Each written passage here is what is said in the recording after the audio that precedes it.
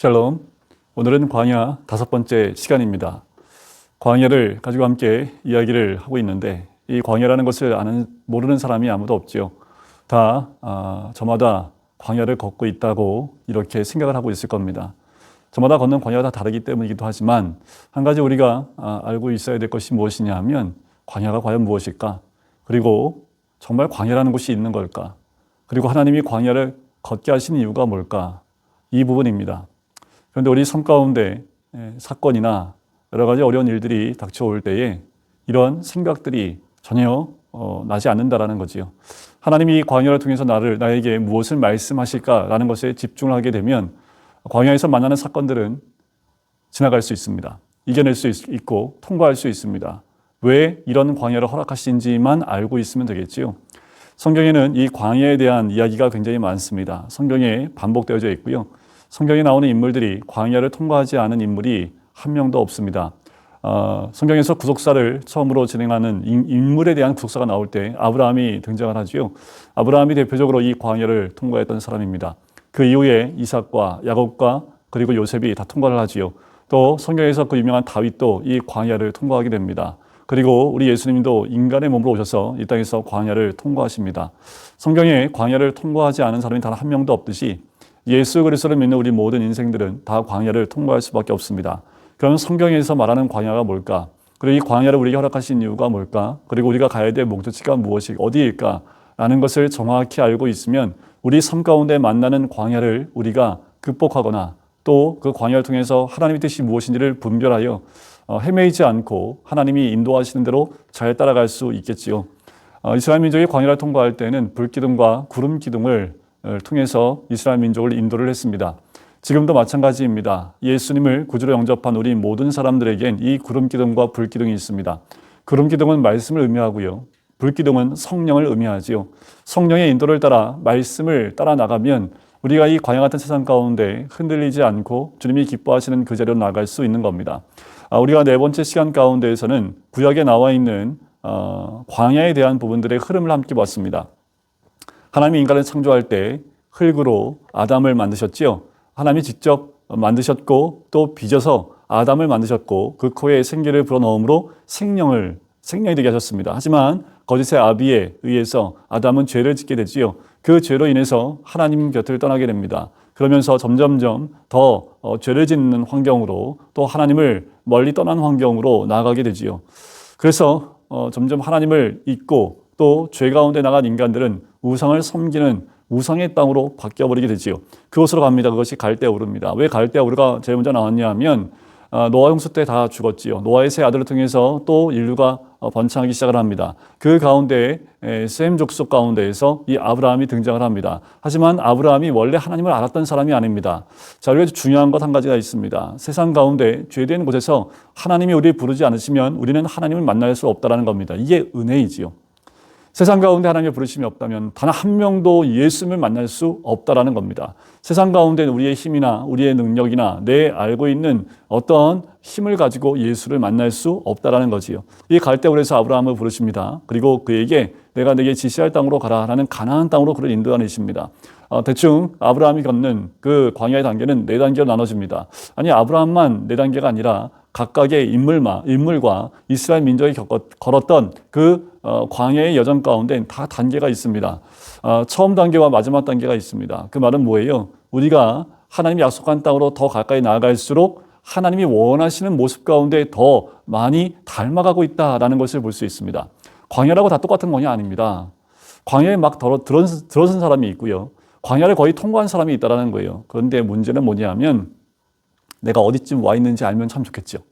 그러면 내일이면 광야 끝나겠다 하면 얼마나 좋겠습니까? 근데 광야라는 곳이요. 내가 지금 처음 들어와 있는 그 지점에 있는지 아니면 가나안 땅에 거의 다 왔는지 매일 구름 기둥과 불 기둥만 따라갈 뿐이지 내가 지금 어디쯤 왔는지를 제대로 알지 못한다는 겁니다. 중요한 것은 그 과정을 통해서 하나님이 우리를 만들어 가셨을 때 내가 그 광야를 통과했다면 더욱 성숙되어진 믿음의 성숙도가 더 성숙해진 그 모습을 발견할 수 있게 되는 거지요. 갈대아우르에서 가나안으로 인도했습니다. 하지만 가나안에서 계속 살지 못하지요. 다시 그들이 애굽이라는 곳으로 인도를 합니다. 내려가게 되지요. 가나안 땅, 이 애굽에서 400년을 살면서 이스라엘 민족이 큰 하나의 민족으로 성장하게 됩니다. 하나님이 약속하신 대로 애굽에서 그들을 출애굽시킵니다. 그 애굽도 갈대 우르처럼 세상과 어두움과 그리고 사탄이 지배하는 곳, 그리고 이곳은 하나님보다 세상에 더 집중되어져 있는 자기 중심이고 인간 중심인 세상이 이 애굽입니다.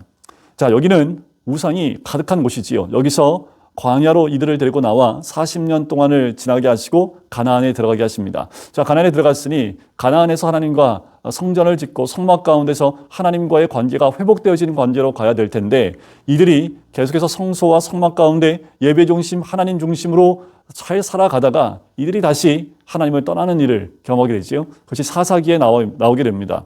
결국 이들은 자신들을 인도할 왕을 원하게 되지요. 하나님이 왕이신데 그 하나님을 왕으로 섬기는 것보다 우리를 인도할 이 인간의 왕을 원했던 겁니다. 결국 이들은 멸망을 당하게 되고 바벨론으로 포로로 잡혀가게 되지요.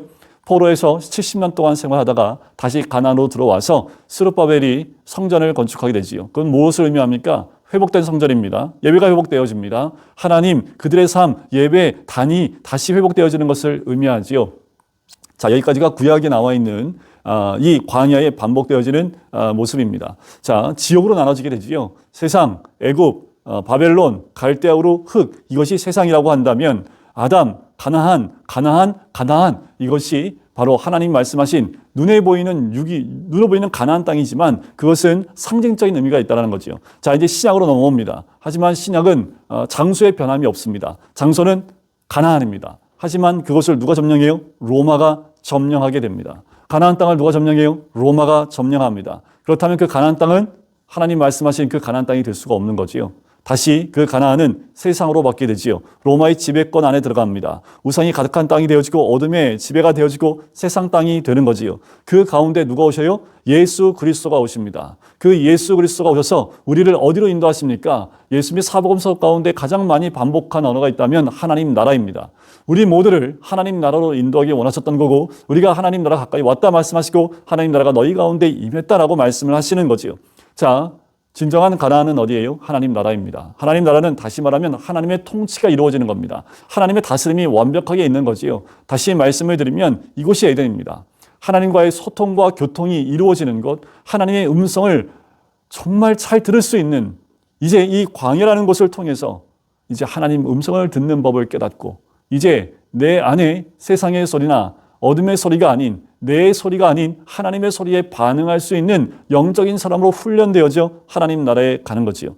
자, 신약을 보면 로마와 예수 그리스도, 바로 하나님 나라이지요. 세상은 우상이 가득한 땅으로 나옵니다. 어둠이 지배하는 땅, 세상, 자기, 인간 중심, 타락한 에덴으로 묘사할 수 있고, 이것은 육신의 정욕, 안목의 정욕, 이생의 자랑이 지배하는 곳이다 라는 것을 볼 수 있습니다. 한마디로 말하면 정욕이 지배하고 탐심이 지배하는 곳이다 라고 볼 수 있습니다. 자, 그리고 하나님 나라 가나안이라고 할 수 있는 그것은 바로 유일신 하나님만 섬기는 곳, 하나님과 교제하고 빛의 지배가 있는 곳, 이것은 하나님 말씀 중심인 곳이지요. 이것이 바로 에덴입니다. 하나님과 함께하는 그 기쁨과 즐거움이 있어요. 그래서 이곳을 임마누엘이라고 할 수 있는 겁니다. 하나님이 나와 함께 하시는 나라, 그것이 바로 하나님 나라라는 거지요. 우리가 가야 될 곳이 어디입니까? 바로 이 하나님 나라입니다. 여러분들, 이 하나님 나라는 죽어서 가는 곳이 아닙니다. 우리가 생각하는 천국, 그것은 사후의 세계로만 생각하시면 안 된다라는 거예요. 그 하나님 나라는 이 땅 가운데 있습니다. 그래서 구약에서 반복적으로 보여주고 있는 거예요. 가나안이라는 그 지역을 정해서 그곳으로 계속 보내시는 거지요. 이제는 이 땅 가운데 눈에 보이는 가나안 땅이 아니라 이 땅 가운데 하나님의 지배가 있는 하나님 나라를 봐야 된다는 거지요. 하나님은 세상에 속해 있던 우리를 이제 예수 그리스도의 십자가로 구원해 주셔서 이제 이 광야라는 곳을 통과하여, 이 광야라는 것은 죄의 체질, 죄성, 그리고 모든 세상 언어와 이 모든 것들, 자기 중심이었던, 그리고 세상 중심이었던, 우상 가득했던 그곳에 가지고 있었던 모든 습성들을 이 광야에서 훈련받음으로 이제 새롭게 성령님만 우리의 삶 가운데 지배할 수 있는, 말씀만 따라가고 하나님 음성만 들을 수 있는 그 사람으로 훈련되어져 하나님의 온전한 지배와 다스림과 하나님과 함께하는 것이 온전한 기쁨이요 즐거움이요 그것이 내 인생의 전부인 것을 고백하게 하는 것, 그렇게 훈련되어지는 것이 광야입니다. 그런데 이 광야라는 것이 체질이요 망각입니다. 이렇게 잘 있는지 모르겠습니다. 잘 까먹어요. 이스라엘 민족 광야를 통과하는데 40년 걸렸습니다. 왜 이렇게 잘 까먹었는지, 똑같은 사건들을 반복해 겪으면서 똑같이 원망하고 불평하는 그들의 모습을 봐요. 망각하고 있는 그들의 모습이다 라고 볼 수 있습니다. 여러분, 이 광야라는 것은 하나님이 우리를 훈련시키시고 성숙시키셔서 온전한 하나님과의 교제가 있는, 하나님과의 교통이 있고 또 하나님과 소통할 수 있는 이 하나님 나라로 들어오게 하기를 원하시는 것이 하나님의 뜻입니다. 하나님 나라는 예배 중심입니다. 말씀 중심입니다. 그곳은 하나님 중심의 삶으로만 이루어지는 거예요. 여러분, 그래서 어디가 이 하나님 나라의 예표가 될 수 있을까요? 이렇게 말씀드리면 맞겠습니다. 바로 교회가 이 땅 가운데 우리에게 보여줄 하나님 나라의 예표가 될 수 있습니다. 이 말은 교회가 완벽한 하나님 나라라는 걸로 말씀드리는 건 아니에요. 하나님 나라도 이 교회가 불완전하지요. 하지만 교회에는 예배가 있습니다. 말씀이 있습니다. 하나님이 계십니다. 그래서 이 교회는 하나님 나라를 보여주는 예표의 역할을 하지요. 바로 성전이 그 역할을 했던 겁니다. 자, 고린도 전서 13장에 보면 사랑장이 나오지요. 믿음, 소망, 사랑은 다 있을 것인데 그 중에 제일은 사랑이다 라고 얘기를 합니다. 자, 세상, 그리고 광야, 그리고 이 하나님 나라를 두고 봤을 때 믿음, 소망, 사랑이 작동되어지는 곳이 다 달라요. 자, 우리가 세상에서 나오는데 필요한 것이 믿음, 소망, 사랑 가운데 뭘까요? 믿음이지요. 이 믿음이 있어야지 세상에서 나올 수 있습니다. 예수 그리스도를 믿음으로 이제 우리는 세상에 대해서 죽고 이제 예수 그리스도 하나님에 대해 선 사람으로 나아갈 수 있는 거지요. 이 광야를 통과할 때는요, 소망이 있어야 통과할 수 있습니다. 내세의 소망뿐만 아니라 하나님의 다스리는 하나님의 땅에 갈 수 있는 그 소망, 부활의 참 소망을 가지고 살아가는 것이 이 광야입니다. 그럼 하나님 나라는요, 사랑만이 있는 곳이에요. 그것은 하나님 나라는, 이 가나안은 사랑이 지배하는 땅이어야 된다는 거지요. 그래서 이 세계 중에 가장 제일은 사랑이다라고 이야기하는 겁니다. 여러분, 신약에도 예수 그리스도가 이 땅에 오심으로 하나님 나라가 우리의 삶 가운데 임했음을 알려주셨듯이 하나님의 온전한 다스림이 있는 그 땅이, 또 그 하나님 나라가 우리 각자의 삶 가운데 임하길 주의 이름으로 간절히 축원드립니다. 광야를 통과한다고 해서 다 힘든 거 아닙니다. 광야 가운데서 하나님 나라를 맛보게 하신다라는 거예요. 여러분, 우리의 기쁨과 즐거움과 소망을 하나님 나라에 두고 있다면 그렇게 맛보게 하시는 하나님 나라, 그것을 바라볼 수 있는 믿음의 눈이 열릴 수 있다는 겁니다. 자, 이 광야라는 것은요, 우리의 영적인 눈이 점점 열려지는 곳입니다. 내 비전과 내 뜻과 내가 원하는 것이 아니라 하나님의 비전과 하나님의 뜻을 향하여 나가는, 그것에 대해서 눈을 열 수 있고 볼 수 있는 눈이 열리는 곳. 다시 말씀을 드리면 내 자신에 대해서 직면할 수 있는 곳입니다. 내 죄에 대해서 직면하고 내 체질에 직면하고 나의 죄성에 직면하는 것이 광야입니다. 그것을 직면하여 하나님께 더 가까이 나가고 그것을 제거함으로 새로운 피조물로 더 주님께 가까이 나가는 것이 이 광야라는 것입니다. 이제 다음 시간부터는 광야를 걷는 그 인물들, 한 인물을 보면서 그들이 어떤 광야를 걸었는지, 그래서 어떻게 통과했는지를 짧게 한 명씩 한번 돌이켜 보도록 하겠습니다. 기도하겠습니다. 사랑해 주님 감사합니다. 하나님, 광야라는 인생을 통과하는 우리들, 왜 광야를 통과하는지도 알지 못하고 그 광야를 통과하며 이스라엘 민족처럼 원망하고 불평했던 것이 우리의 모습은 아닙니까? 광야는 분명히 우리를 인도하시는 하나님의 손길이 있는 줄 믿습니다. 그 광야를 통과하여 우리가 믿음에 더 성숙하여 주님을 닮아가며 하나님의 형상과 모양을 회복해 가는 것인 줄 믿습니다. 가나안 땅, 그 하나님 나라는 하나님의 온전한 다스림이 있는 곳, 하나님 중심이고 말씀 중심이고 주님과 교제하며 소통하며 교통할 수 있는 그것이 하나님 나라인 줄 믿습니다. 그것이 우리의 기쁨이고 즐거움인 줄 믿습니다. 이 광야, 이곳에서 오래 머물러 있는 것보다 더 훈련되어지고 준비되어진 우리가 되어져서 정말 주님이 함께 하시는 그 하나님 나라로 들어갈 수 있는 우리가 될 수 있도록 인도하여 주시옵소서.